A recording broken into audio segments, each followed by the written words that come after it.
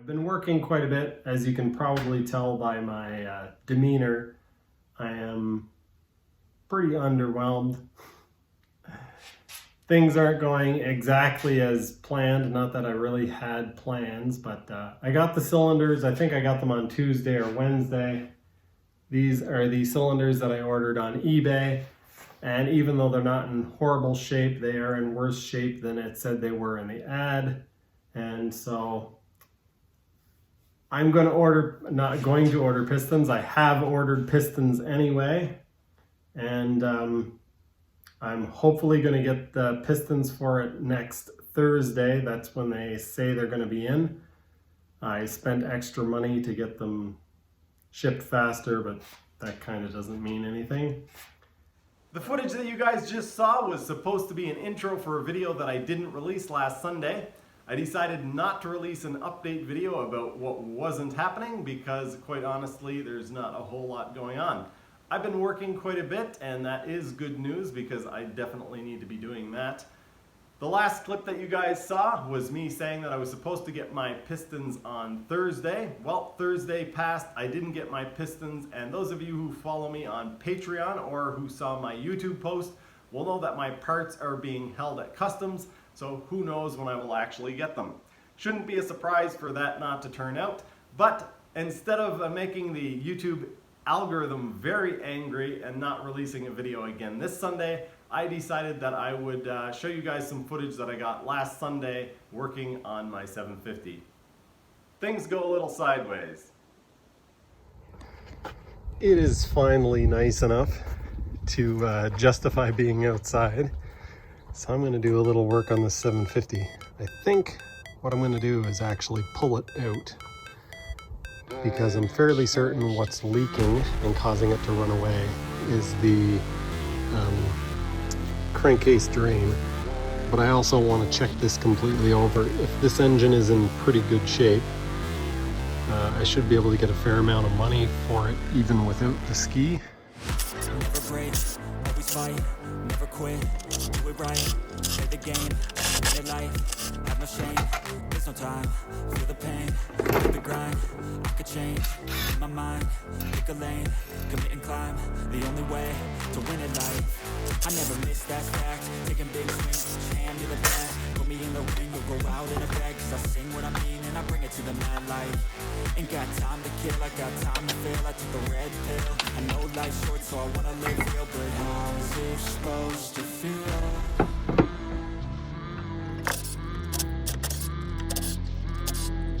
How's it supposed to feel?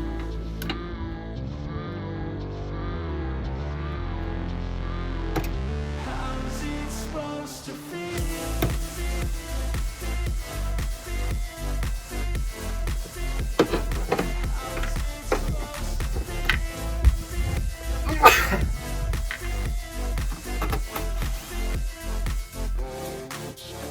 They wanna say my name, but they holding back. They wanna say they hate, but they know it's cap. I ain't play no games, I just do that's fact. And I don't feel no shame, it's a mood you lack. I go crazy, nah, but I ain't lazy. Track after track, I work on the shit daily. Pass on the track, but it's still got me hazy. Not to unpack all these shit I've been chasing. It's both cool and ridiculous. Removing the last engine mount bolt. Then I can start to move the engine and see what else I missed. I know there's some oil lines, fuel lines, might be some other wires, not sure yet.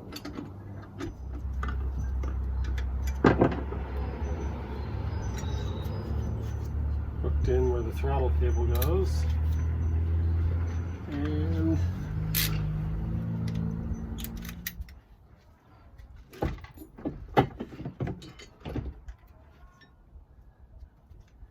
okay, that kind of worked. Now I just need to unhook, I think, the ground and the oil line.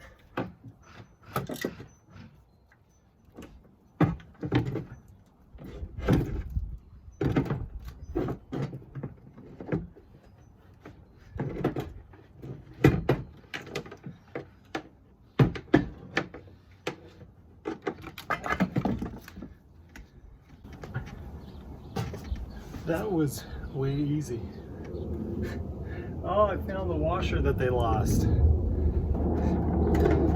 So they lost this washer in the bottom of the hull and they just used the skinny one. All right, let's take this into the garage and pull a few things off of it and see if we can figure out why it's running away. Because it definitely means something not good. So as I was bringing this in, I noticed that the engine is actually very loose on the bed plate. That noise that you hear, I'll try to tip it up at some point and show you guys, but basically the bolts that hold the engine to the bed plate are, yeah, not tight enough. You guys let me know if the audio is okay. Actually, there's an airplane flying over right now, so I shouldn't be asking you that.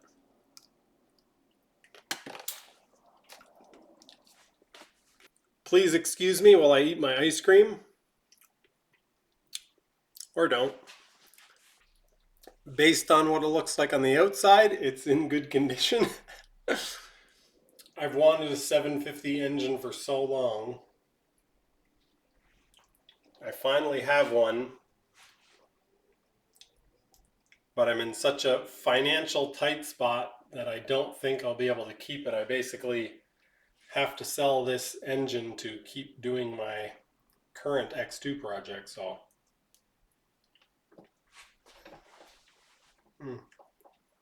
maybe things will change.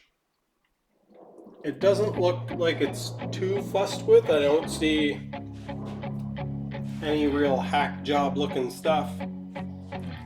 The wires are all tie wrapped in place. The hoses are not all mangled. I'm going to tip this back and see if we can see if the engine case drain is stuck open. This is the cable that goes down to the valve on the engine, or the drain on the engine. You can see there's a bunch of oil coming out there. You can see on the right hand side here the gasket looks broken. Right there. And there's a bunch of oil dripping out. There's a pool of it. I've already soaked a bunch up with that rag. While I've got it tipped up on its side like this, I'll try to move the engine, and you guys can see the bolts moving here. You can see how loose it is.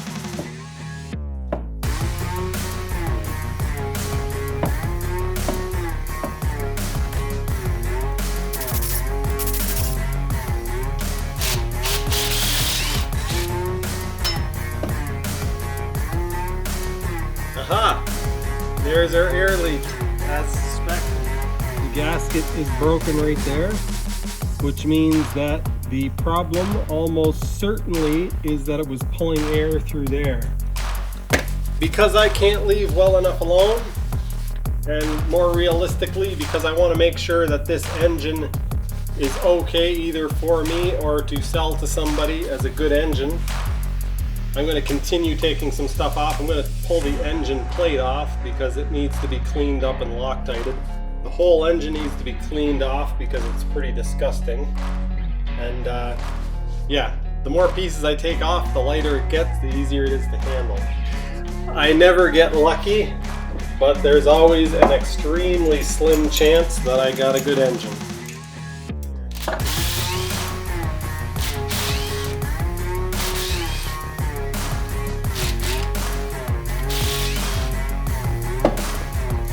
I'll never remember that this is where these things go. Maybe I should put them back on now.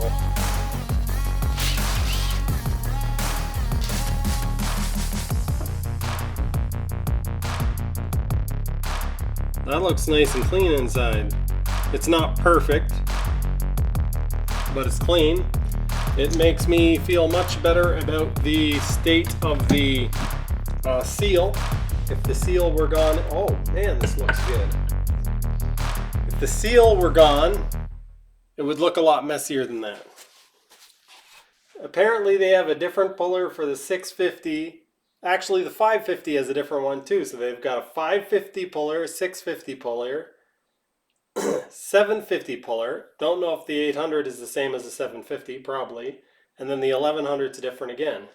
Somebody has used Yama Bond or Tri Bond, I don't know which one. Everybody has a version of it. But somebody used some of that on the intake. I think I'll pull the exhaust off, look in and see if the skirts of the pistons are in decent shape.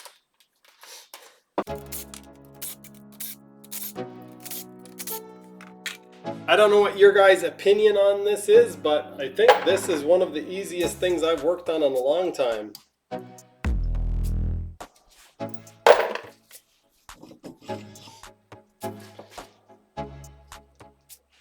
Alright, let's give you guys a look in here and show you what this looks like.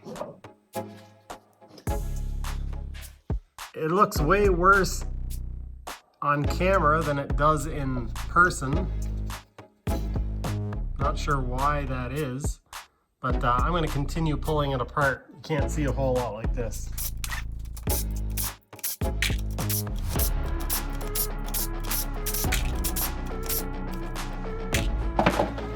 Little things like this annoy me. Whoever put this hose clamp on, put it on in such a way that it actually blocks access to that one nut. So now I have to get a Phillips screwdriver and move this so that I can get at that nut. It should be on the other way. I wonder how hard it will be to remove this head. Based on the way everything else has come apart, I think it's probably going to be easy. The exhaust manifold popped right off. Alright, give a little tap. Man, everything on this is coming apart so easy. I'm going to regret saying that probably. It smells, oh, motor oil. Somebody put motor oil in it, which might mean that they thought it was seized, or... The head looks in really good shape. Looks really good so far. No scuffing.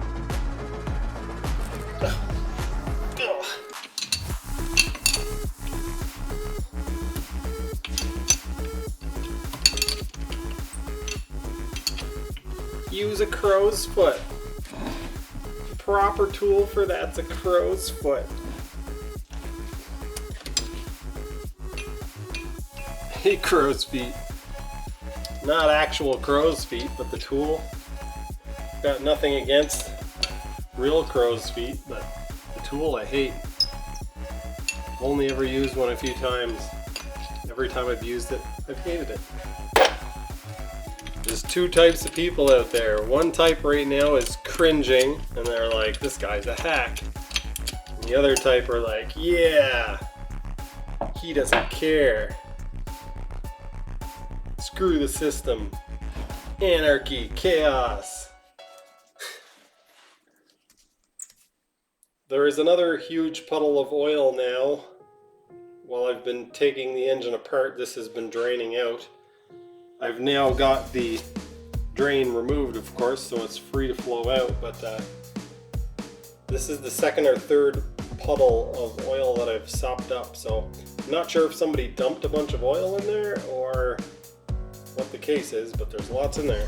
The oil injection system on this is pretty archaic. I guess this is, I think a 96 or 97, maybe 95. Anyway, on snowmobiles of this age, they have a throttle controlled oil pump. So they pump at real time. When you give it more throttle, it gives it more oil.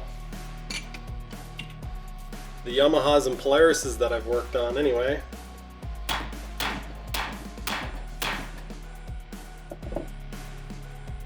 It's a moving.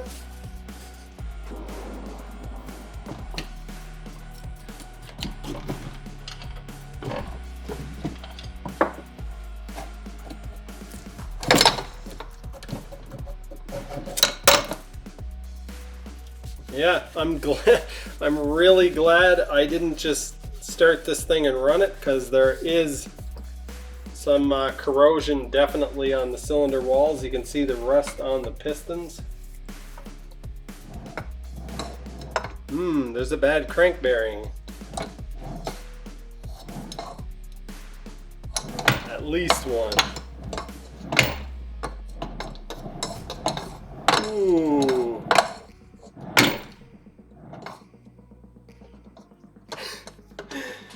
Yeah. I should have just put it on eBay. Working engine. Worked great when I took it apart. So this engine was basically about to blow up. The engine in the 1100, which was from the same owner, just blew up a little sooner.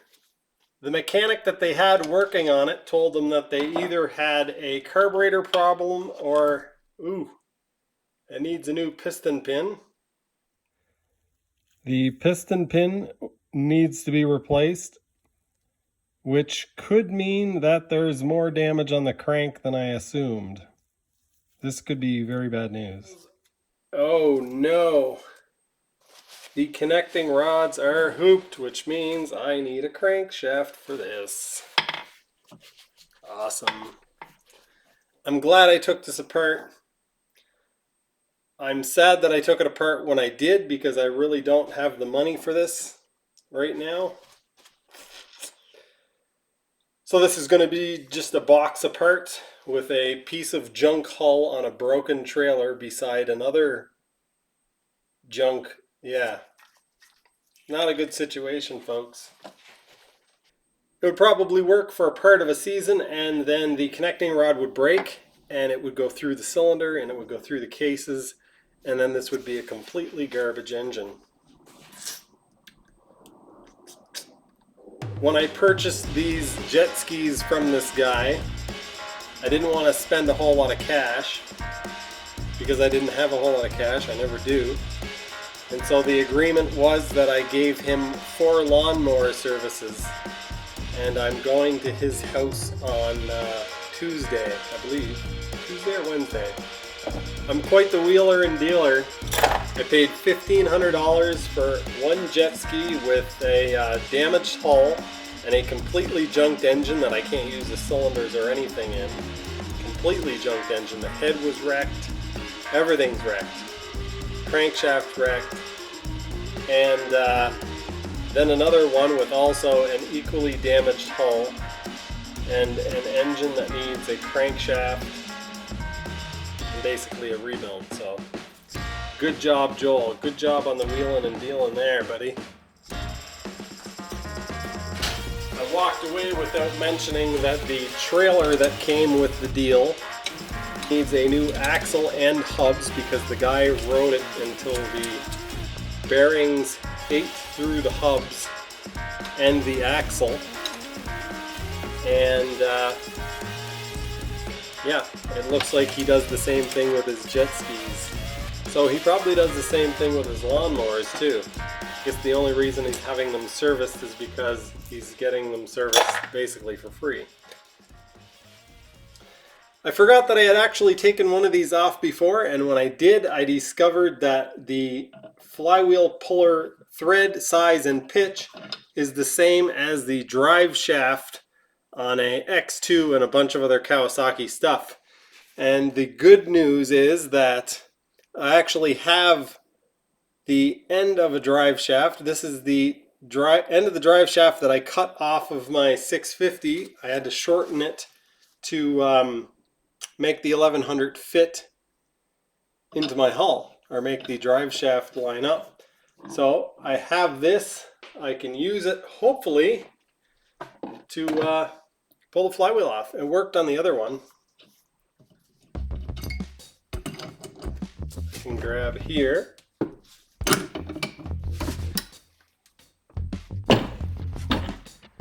So much oil on this engine.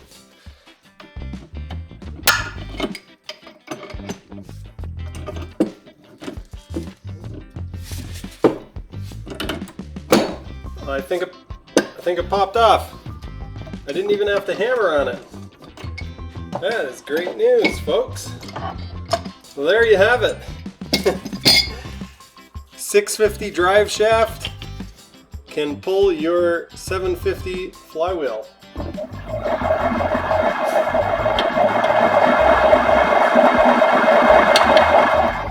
Imagine that spinning at 8,000 RPM. Okay, I guess it's time to split the cases.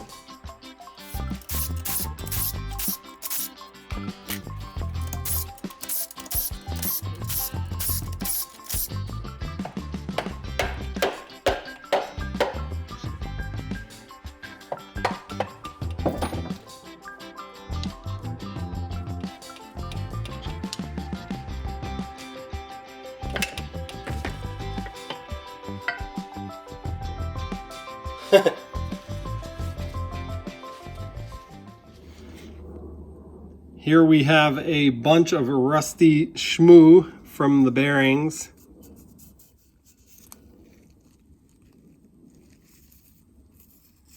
That is pretty grimy, folks.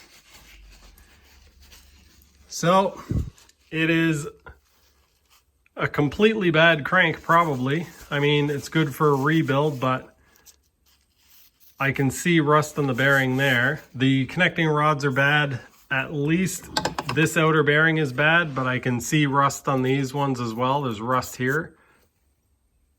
Rust there, the camera should be able to pick that up. And there as well. So I need a complete crankshaft. Oh yeah.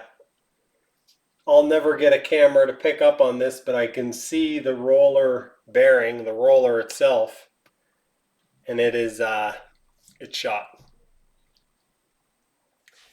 You guys who make videos will be able to relate to this for sure. Sometimes saying stuff to the camera that you're 100% sure that you're not going to use in a video. The cases look to be pretty good. Cylinders are going to need a hone. I'll have to do some actual measuring on them, but looks like the cylinders are going to just need a quick hone. I'll probably end up putting a new set of pistons in it because, yeah, I guess I'll check the clearance on them and see what the clearance is, but maybe what I'll end up doing is selling my 650 engine. That would mean that I would have to, yeah. Maybe I'll sell my 650, keep this. Yep. I quite honestly don't have the time or money to deal with the 750 right now, so it can quite happily live up on that shelf for a little while, just like the 650 is living up on that shelf and has been for quite some time. It would have been really nice if the 750 was in good shape and I could have turned it around quickly and made some money off of it. I was hoping to use some of that money to get the trailer axle replaced and then sell the trailer, make some money, and get rid of some junk, get some stuff out of my yard. But it looks like that's not going to happen now. So I'm going to have to figure out what I'm going to do. The 750 will probably be sitting for quite a while because now it's going to take some money. The trailer, I think I'll probably need to invest about $500 in before I can sell it. So I'm probably on the first sale going to break even, maybe even lose a little bit of money on this deal. But I did get a CDI box out of this deal, which is a good thing because otherwise I would have to be figuring out the Zealtronic CDI box to actually do my first test, and I would be kind of sketched out by that. Anyway, I hope you guys aren't too disappointed in this video. I do realize that you guys are probably mostly here for the 1100 content and for the X2 stuff, but I thought I would try to keep the YouTube algorithm happy and give you guys a little bit of content. Hopefully in the next video, Customs decides to actually give me my parts that I've paid for, and we can get the 1100 back together, and fingers crossed, it actually works good on its second maiden voyage. Anyway, that's going to do it for this one. I hope you guys enjoyed. Go over and check out the Jet Ski Brothers. They're going to be releasing a video today as well, and congratulate Josh on his new member of the family. Congratulations, Josh. I will see you guys next time.